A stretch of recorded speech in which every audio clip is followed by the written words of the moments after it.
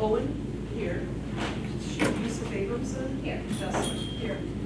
Okay, so now the favorite part of our evening is District 207's Best Awards. This month is for community service. And we're going to start with Maine West. So if any of you have been to Maine West, you know that the main entrance opens onto a rotunda opposite the student cafeteria. And the space is going to change in our upcoming construction, but there's one feature I hope they will preserve. That is on the wood paneling to the left and the right of the doors to the main hallway, we have plaques highlighting the legacy of Maine West students who distinguished themselves in academic and service.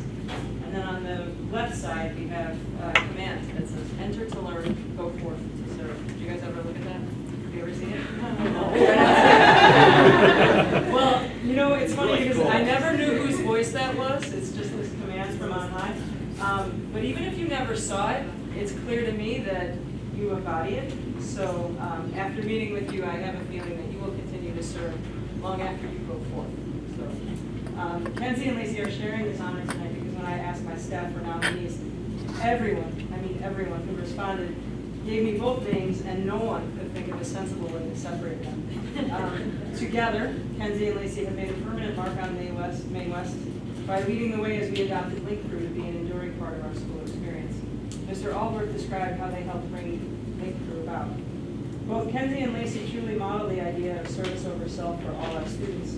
Last year, they came to my office to bring up a plan that had to create a more welcoming environment for our incoming freshmen.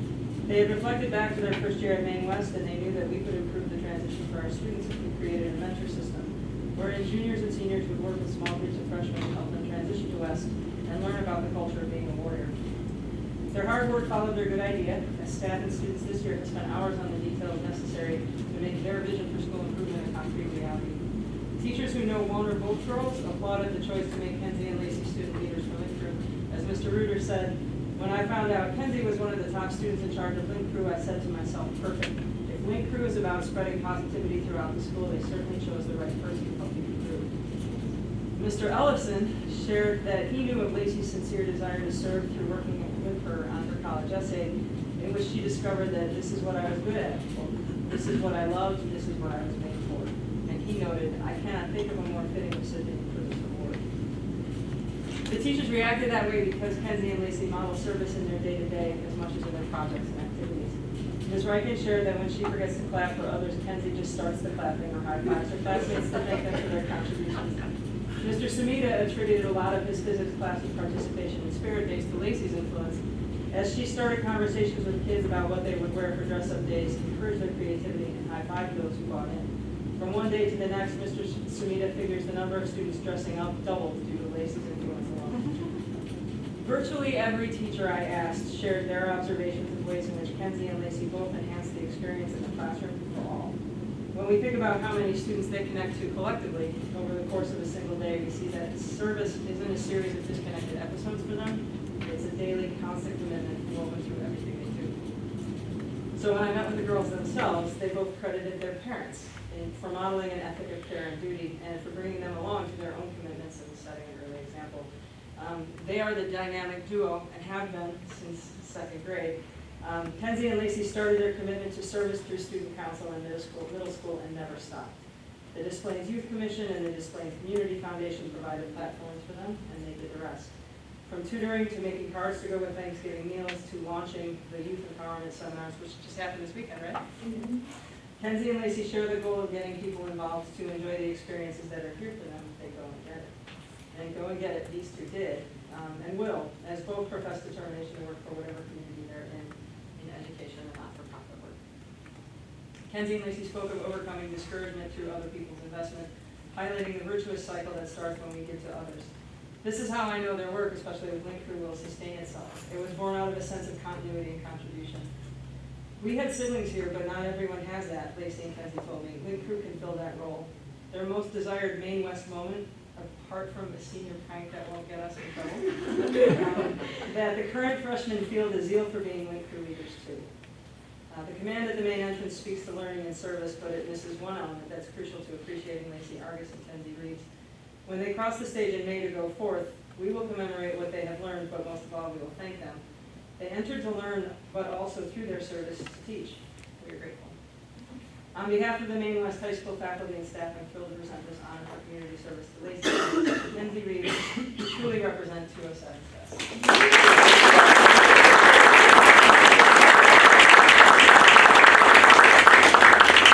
Tell us who's with you and what your plans are for next year. Are you guys going to the same school? Yes. Oh, you are? Well, We don't know about that. You're not going to the same No, school. you're Oh, not. we don't know yet. Sorry, no, you go first. This is my father, Robert Argus. It's my grandma, Rosemary Argus. And what else did you have? What are you thinking about for next year? Oh, I'm not sure where I'm going to college, but I know I want to pursue it, like a teaching degree in English. So I want to be a high school English teacher and just hope to continue like having that sense of community and building like more community that I have here in this land where I'm going to next.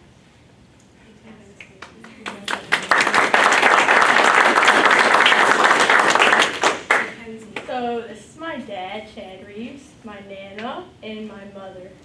And I would like to pursue elementary education. And I also do not know where I want to go yet, but hope to figure that out soon. Congratulations.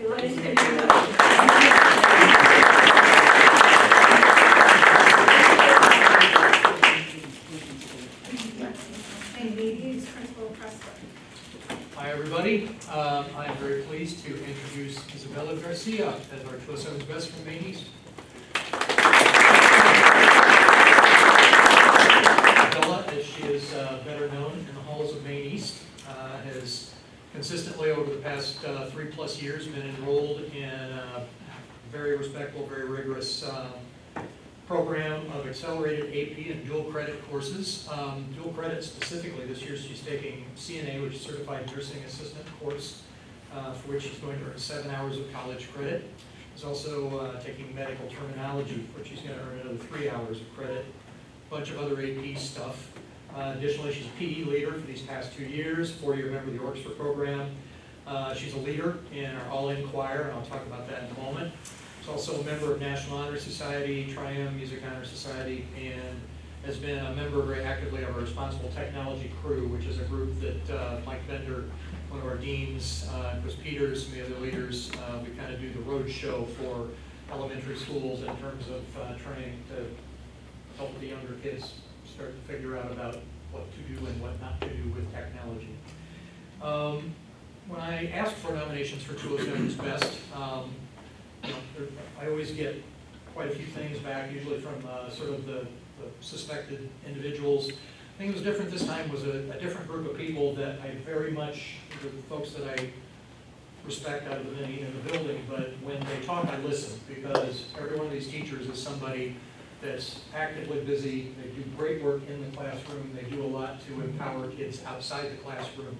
And within a very short window of about 2 hours, multiple people are like, Bella, this has got to be Bella.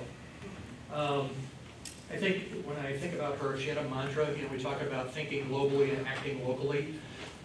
That's everything that I know of Bella, and that I've come to learn even more about her in the last couple of weeks, because she is so much person who is deeply involved at school and in the community around.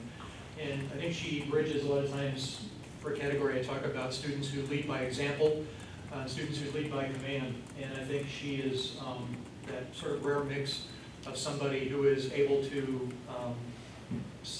seamlessly go from one side to the other, to be able to explain the why to a group of collaborators, colleagues, whoever she's working with. She certainly leads by example, and she's willing to get right in there shoulder to shoulder and lead others in what she does. Some examples, Angie Hughes, who is a faculty sponsor of Maine East Kids Closet, said Bella is amazing.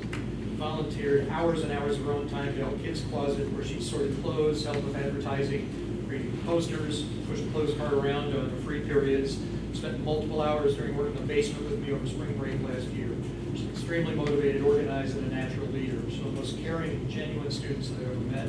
She's been an integral part of the Responsible Tech Crew since her freshman year. Also a part of the Lennon Club, where she helped organize the plant-based sale for the school-based health center. National Honor Society, Wendy Reeks, just describes her as a go-to person. Indicated that she's chaired a section every year. We do sort of haunted hallways, community outreach. I think last year we had about 400 little kids and parents and community, like all the way through. Bella has chaired a section on haunted hallways. We do a thing in February called Fuzzy February Fundraiser. Wrote personalized thank you notes to all the staff members who participated, giving it that personal touch. And she has, for 2 years running, organized a group of peers to prepare dinner for the Hepzibah Children's Home to prepare and serve for them. She also does help at Bernie's Book Bank and Main Township Food Pantry. Wendy said if there's a place where she can do good for others, Bella steps right up. Her heart is gold. It all comes from a place of genuine caring, not resume building. If I ever have a big philanthropy project for NHS, I know I can put it in her capable hands. We have a school-wide charity organization called Maine East Cares. And Rachel Sandlin is one of our veteran teachers who sponsors that group. She explained that Bella is a co-president of Maine East Cares. One of her goals for the group this year goes beyond fundraising. She's made a strong argument to focus on the environment as our cause this year, arguing that we should add environmental education and offering volunteering opportunities to students at East. That end, Bella's been working to connect the Maine East Environmental Club with Maine East Cares to re-educate our students and staff on the school side recycling program, advertise her environmental careers panel discussion with Ms. Rhea. As Maine East Cares president, she's also organizing 2 environmental cleanup volunteer opportunities, one with Friends of the Parks and the Forest Preserves attached to Oakton Community College, and the other with Great Lakes cleanup for a beach cleanup event. Although all of these plans are still in the works, Bella sees through on every project she undertakes. I have no doubt that all of these activities will be successful. Another cause near and dear to Bella's heart has been East Pals, an organization that's dedicated to supporting and empowering our especially able students. Christy Steiner is a sponsor. Says Bella's been an asset to getting East Pals up and running for the last year and a half. She attends every meeting, brings wonderful ideas to the table, recruits other students to join the group. Bella gives her free time to spend with our life skills classes, working on socialization skills. She maintains a positive, genuine, enthusiastic attitude while she interacts with all students and is adored by the buddies of East Pals. Bella took time last year to help students get ready for the special ed prom and attended the event. She's a remarkably young woman and well-deserving of this recognition. Related to that, last year our new director, second year director of choirs, Kate Lee, started up a program called the All In Choir, which, if you ever want to see just an amazing from the heart sort of a performance, you got to catch the All In Choir. It's pretty incredible. So Kate said, Bella's a wonderful student leader and human being. Even though she's an orchestra kid, I know Bella very well through her great presence in her school community.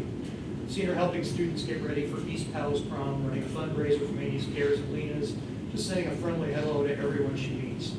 Lucky to have gotten to know her even better this year. She's one of the student leaders in All In Choir. She approached me last spring about wanting to be a leader in the All In Choir.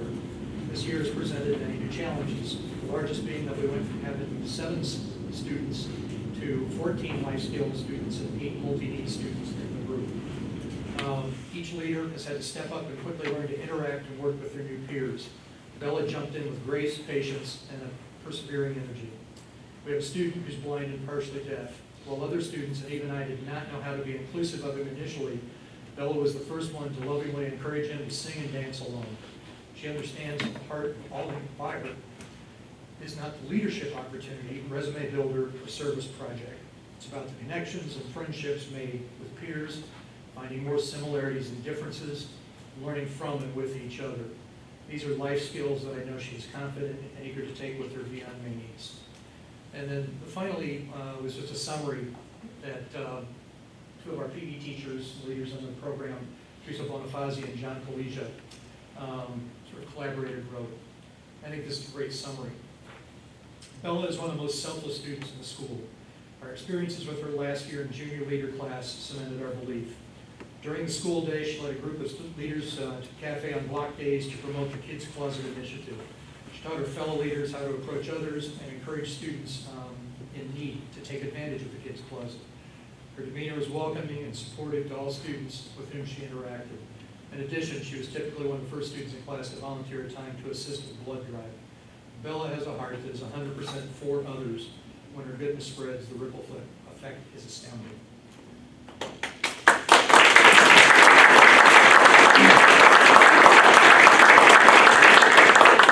So you can tell, we don't think a lot of Bella.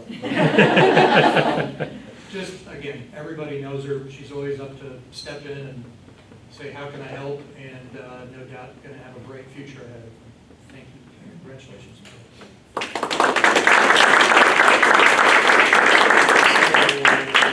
who's here tonight with you? Okay, so I have my grandma here with me, my mom, and my brother. And what's your plan next year? So I plan on majoring in nursing and pursuing a master's degree in family nurse practitioner at Loyola.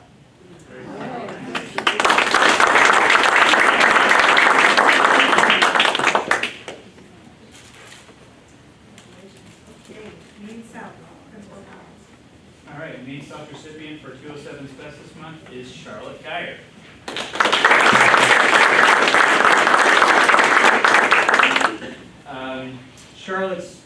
Charlotte's work at the school is really extensive and extends past our district boundaries even. She's the Southward's editor-in-chief. She's also the yearbook editor-in-chief, because why wouldn't you want to do both of those tasks at the same time? She's an officer in Hawk Pals. She works at Special Olympics in Key Club. She's the president of Key Club. She's in the Principals Advisory Council exec board. She's on mock trial. She's in DECA. She plays on the tennis team, and she's a part of the state-bound Constitution team, Unit 2. For Special Olympics, this is one of the most special things she has. She is the co-chair for the Special Olympics Youth Activation Committee for the state of Illinois, where her charge is to get more schools into the Special Olympics program, and was one of the major reasons why Maine South was chosen as the National Unified Champion School. So thank you for that, Charlotte. We also just recently chose her to sit on the stage on Friday as our school's representative to interview Hillary Clinton. She joins us. I was talking to Charlotte about this and just asking her, what drives you? And she said, actually, back in kindergarten, my best friend was differently able. And ever since that moment, I've just really wanted to make the world just a better and more inclusive place. And I thought, how can I do that? She believes, what her quote was, we need to create a meaningful and inclusive environment. Through this experiences, we can all do that together. Amy Capps, her accelerated biology teacher, says Charlotte is one of the hardest working students I've ever had. She is also one of the kindest and most respectful young ladies. She is always willing to help with whatever she can and puts 100% into her service. I'm so proud of everything she has accomplished. Don Curra, her AP World History teacher, says Charlotte was one of the hardest working and most empathetic students I have had in class the past few years. She always has a smile on her face, greets her classmates and teachers, and generally is a generally positive person in all situations. It is not a surprise to me to see what Charlotte has done in her community the past 3 to 4 years.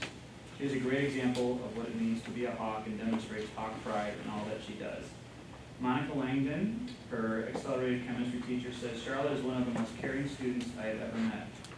I would see her each day walking her pal to class, even though it meant that she would need to leave a few minutes early. Her caring nature carried through in class. When someone was absent, she would reach out to help make sure they knew what they had missed. One day, Charlotte and I were talking about a book, and within a week, she bought me that book. She has the biggest heart, and with this all maintaining the most rigorous curriculum we have at Maine South. Amy Plattis said, I have had the pleasure of knowing Charlotte in and out of the classroom. She is one of the most dedicated, mature, hardworking, and kind students that I've had the opportunity to teach in the past 15 years. She has a laser-like focus on what is important and what she needs to do to accomplish her goals. However, she is unique, and that she will drop everything to help out a classmate. She was genuinely excited to come to class, and more importantly, to take on what she had learned and apply it outside the classroom. I have also had the chance to see Charlotte compete in DECA. Her willingness to dedicate time to the academic level and community-oriented aspects of the club have allowed her to be recognized at the state and national level. Charlotte is one of a kind. Alex Debakis, who's here tonight, Charlotte's newspaper advisor, says, in the years that I have known Charlotte Geyer, I have found that her exceptional work ethic and intelligence are exceeded only by her service. It is no surprise then that the activities she chooses to pursue to improve the world around her. As editor-in-chief of Maine South's school newspaper Southwards, Charlotte has pushed writers and editors to think deeply about the issues that face our community, so that the paper doesn't merely inform and entertain, but rather encourages change. One needs to look no further than her own writing, like the award-winning column calling upon students to end their use of the R word, to see the impact she has. I'm certainly proud of Charlotte's leadership and skill, but it's her empathy and service that will leave an indelible legacy in District 207 and beyond. And as I close, I remember a moment last year. Charlotte's on the advisory board for the Principals Advisory Council, so she's talking to me frequently, and the Southwards office is actually on her route, right by my door. And so it's not rare for me to be answering emails or meeting with someone and see Charlotte pop in and say, hey, how you doing, Dr. Collins? I wanted to do this or make this better, or she brings up pretty much everything when she walks by, so we have a good chat from time to time. I remember her sitting on the couch, and I wrote this in her letter for colleges, and she was telling me all the things that she does with her volunteer work, and I just wanted to name a couple of those.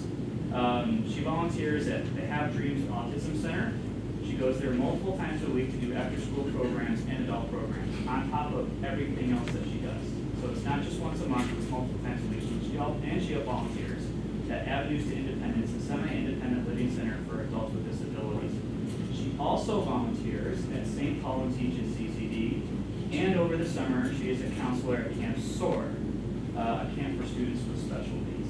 So I think it's pretty remarkable when you see all the contributions that she has. And when she was in my office, I was trying to ask her, like, how do you actually manage your schedule? And she goes, oh, Dr. Collins, you can see my planner. She pulls out her planner and flips it to the back page. Remember this? And your entire Sunday, this is my Sunday. I was like, that is not my Sunday. I appreciate that. That's what you did.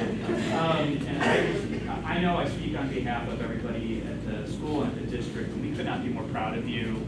You are one of my all-time favorite students. I am really going to miss you when you graduate. So thank you for all that you do, and we're really proud of everything you've accomplished.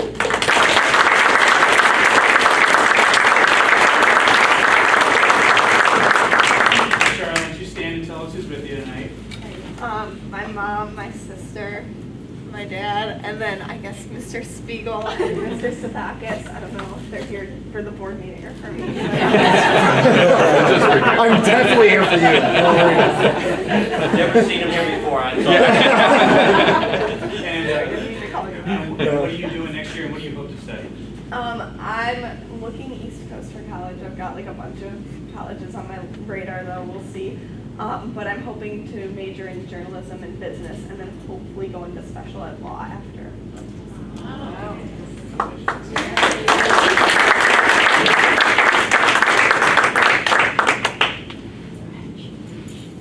And normally we let you go take pictures now, but we're asking you to stay for one more item because our superintendent's update. First, we have to do public comments under Amy.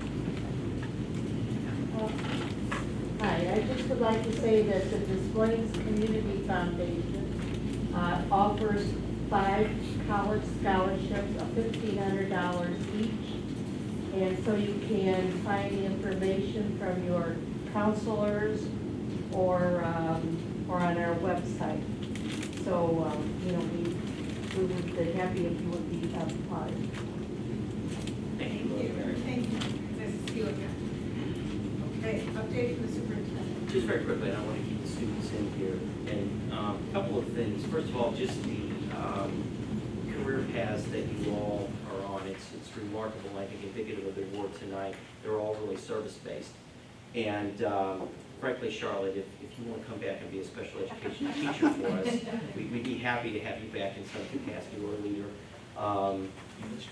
I think that's really, this is one of my favorite nights, and this particular award is one of my favorite awards because it really illustrates students who just see so much beyond themselves. And there's this conventional notion out there that we hear from time to time about how students aren't what they once were, and that's true. They're way more. They're smarter, they're kinder, they're more informed, they're more engaged, and we see evidence, we're privileged to see evidence of that all the time here in this district, so congratulations to all of you. And I wanted to keep you here because it's also National Principals Month, and I wanted to recognize our 3 principals. We've been very fortunate just in the last week. We've been fortunate for a number of years. We get recognized a lot for the work that we're doing here. We had some people here last week from the Collective Efficacy Institute. We may be a case study in their work, and if we are, it will be in large measure due to the work that our principals do in the buildings every day to create the conditions where our students can have these kind of experiences. It's an incredibly powerful value that principals add in every building. And we have 3 of the very best in the nation here. So I'm going to take a quick moment and recognize them, and then I'm going to say one more thing when they're done. So let's give our...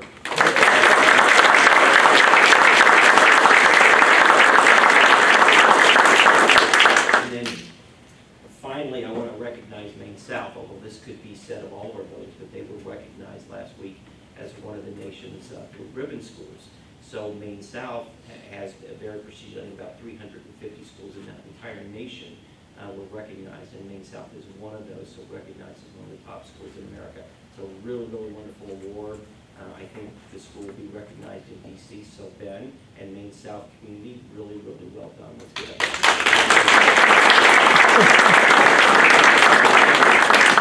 And finally, we were trying to think of, what to give to principals, and we decided, there was a minute when we were using something that the students got, the mug with the, the Panera card, but we decided a really, really cool custom mug, which I love those, by the way, I want one. And so we've given the principals a little token of our appreciation for all that they do for us. So guys, thank you so much, and students, thank you so much. At this time, we want to let the students go out and do some pictures, and the principals will go with them. But congratulations all of them. I'm serious. If any of you want to come back and teach, we'd love to have you come back, because you've got the kind of hearts that we're always looking for. So thank you all very much. And you just be always have to stay for, because you're here for the board meeting, right?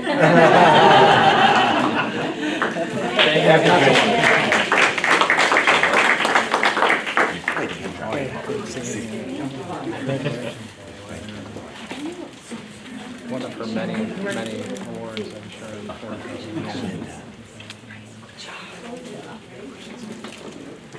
Congratulations. Thank you. Pleasure. No,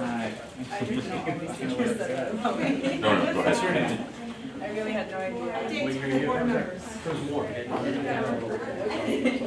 Oh, yeah, my mom. I've got, there you go. There are 2 copies in there. Didn't know she was doing all this. I know some, but I'm not. How are you? I guess we need a really wonderful cohort of freshman teachers, Yeah. and it was just a really great way to be more a part of the. You want the down? No, I got it. And the teachers, and they're doing really great work with the students. I know it's hard work and it's hard to change, but they're really committed. I appreciate that. And they make me feel so welcome. What a nice experience. Wow, that's so great. Thank you for sharing that. I'm so glad you wanted to. And so Allie Hearn, who did our keynote this year, is doing a lot of work, and the keynote she did for us may have been the first keynote she's done, but I had seen her last year working with our staff, and she's such a good presenter, such a good speaker, and I'm really, really proud of this work in particular that's going on. We're making some more focused shifts, so what you've got to see is really trying to spread that throughout every classroom, every school, every day. And you never get there in a minute. It's just you make a commitment to do it. So thank you for being there and getting to see a big piece of that. I know that's a field of interest for you too. Very much so, yeah. Thank you. Any other board member updates? Okay, Finance Committee update. I think, Laura, do you? Sure. Sure. The Finance Committee met on September 16, and we began the meeting at 5:30. Members present were myself and Chin Lee, along with Mary Kalu, Jeannie Edwards, and Sheridan Jurgensen. There were no public comments. We talked about 2 matters. One is the 2020 insurance renewal. Ms. Kalu noted that for the 3rd year in a row, our self-insurance program plans have declined. The recommendations for a 0% decrease in medical premiums for 2020. In addition, the board and staff will appreciate a premium holiday in December.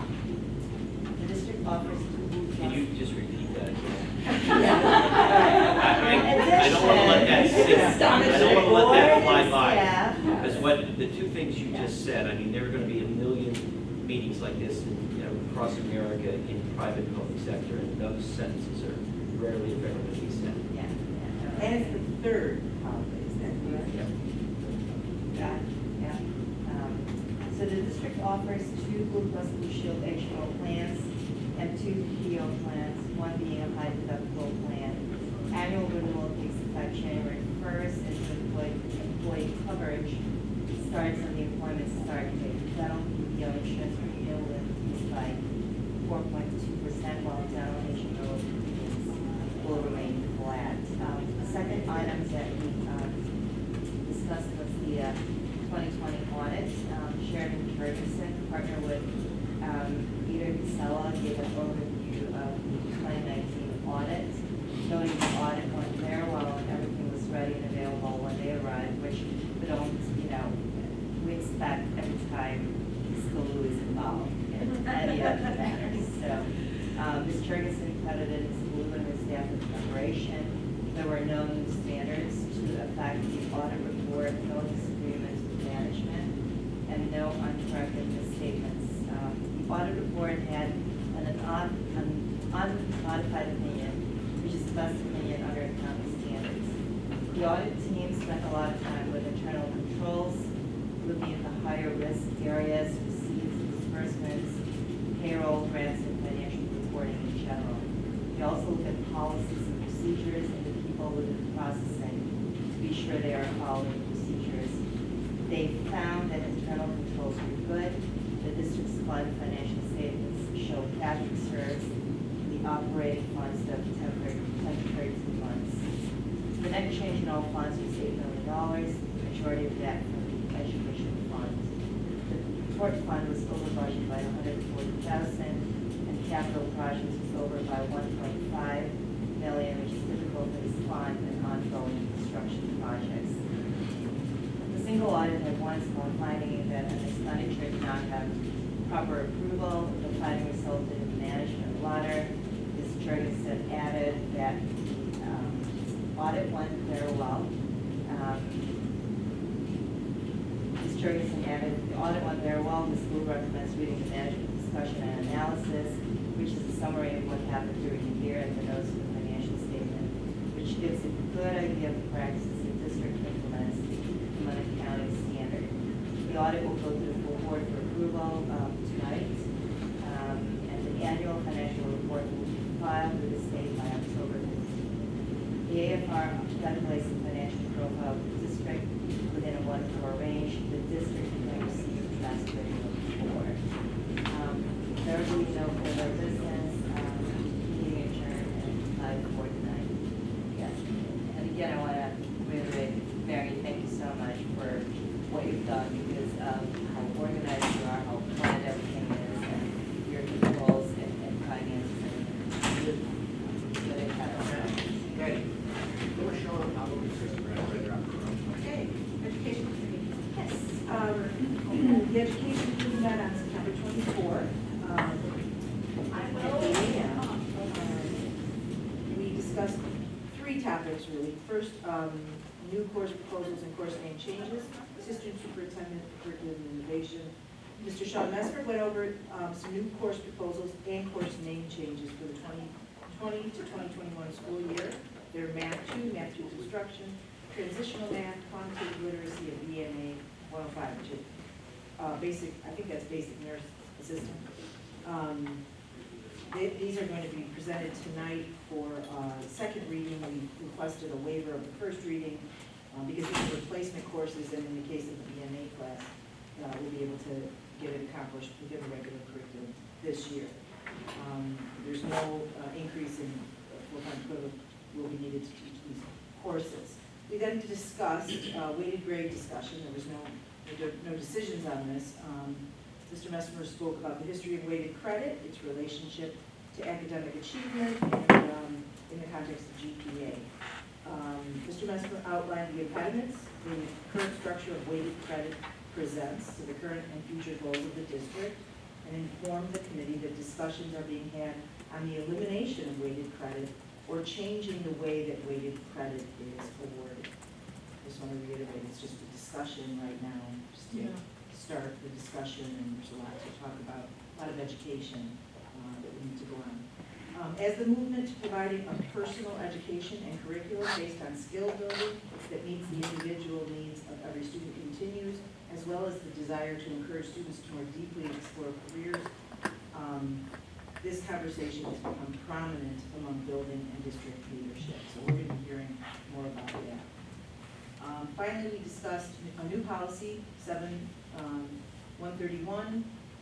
This is coming to the board tonight for a first reading. This new policy is not it's not a press policy. It's unique to schools if they have one. It covers products or services that a student may develop for a class assignment or otherwise. I'm guessing it's not just for a class assignment. It could be anything Could that be they anything. have created with the aid of school district personnel, so it could be something a club produces. Right, right. And it has to do with the student's rights pertaining to ownership. The policy holds the district harmless with issues that could arise from the creation of student work. As a result, students will also learn about copyright law. So this is coming, as I said, tonight for a first reading. There also was a new novel that we're adding to one of our classes that was reviewed. This will be coming up tonight for a first reading. The meeting was adjourned at 9:16. I'm surprised press doesn't have a policy on that, right? It's a very unique one, so it's not something that most districts have adopted. So it's something that might change in That's the fine. adoption. I bet it will in the next couple of years. Okay, and then anything on the weighted grade discussion and that changing will be brought to the board, right? Yes, that's. Yeah. It sounds like that will be forthcoming in the future. Just making sure. Okay, construction update. While we didn't have a Buildings and Grounds Committee meeting, we are intending to publish a construction update on the website tomorrow. So we are in the midst of second and third rounds of our focus groups for phase one, moving into our second round of phasing conversations with the buildings, getting into individual phasing details by room and how every room will be impacted in each phase, as well as final phase one design sign-ups for each of the buildings. So those will start to wrap up in the next couple of weeks as we bring phase one final designs to the board for actually the buildings and grounds on the 21st. And then we'll start to be ready to roll out phase one designs to the students in the community, probably starting the first week of November. So it's phase one design is coming to an end. I'm not sure we ever thought this day would get here, but it's good news. The other good news is phase 2 and 3. Well, we get a little breather because that's not going to start until January or February. So we'll get to go do this all over again starting in January and February. But our real focus for the last probably 6 weeks has been finalizing phase one designs. So Mary, we thank you again for that. In addition to your day job, this is another full-time job that I have for you. So echoing the same excellence that Aurora articulated for all your other work, we appreciate you working on this. Thank you. Okay, and Mary, monthly status of finance. Sure, in your board packet is the August financial statements. When you take a look at the all fund sheet, it's a little bit skewed, and that's because of the construction transfers that we're gonna do into the capital projects funds, which will come later in the year. But if you look at the individual funds, you'll see not very much variance year over year, except in that capital projects fund, which I think is a better indication of how we're doing. August, we've only just started the fiscal year, but we're in line with our benchmarks from previous years. I will entertain any questions that anybody has on the August financial statements. Okay. All right, thank you, Mary. Instructional services, Sean? Yeah, so there's two updates. This is the yearly report from summer school, so that's included in your packet. We actually had a little bit of an uptick in attendance this summer over last year. That actually looks a little bit more in line with what it's looked like in the 15, 16, 17 school years. So there's that update, and there's also an update on National Merit Scholarship Qualifying Test, with our award winners are listed there. They're not scholarship winners, we won't know that until the end of the school year. But there is a list of students who are the semifinalists and commended students from each building. And why did you think there was an update in summer school attendance? Any explanation? I don't know, actually looking at the longitudinal data, I'm wondering why last year we had a downturn. So it was sort of low last year, I'm not quite sure why, but it's kind of back up to where it's been in 100 students or so this year. Okay. All right. Any questions on any of that? All right. Other items? Monthly FOIA request? We get one this month in the process. And then the policy 7131. Sean, do you want to? Yeah, so a quick overview, this is a unique policy. As more students do original work, and this is really in alignment with, as we try and have students engage in more career-oriented and authentic real-world experiences, they're producing more and more products as a result of the work they're doing in class. And sometimes it's for class, and sometimes it's, on the other side, it might be a service they're providing. So for example, we had students provide a website update for the Ed Foundation, for example. So as they begin to get into more original work, we actually, a district close to us had actually started this as well as in terms of policy, just to sort of outline where the line between student work and district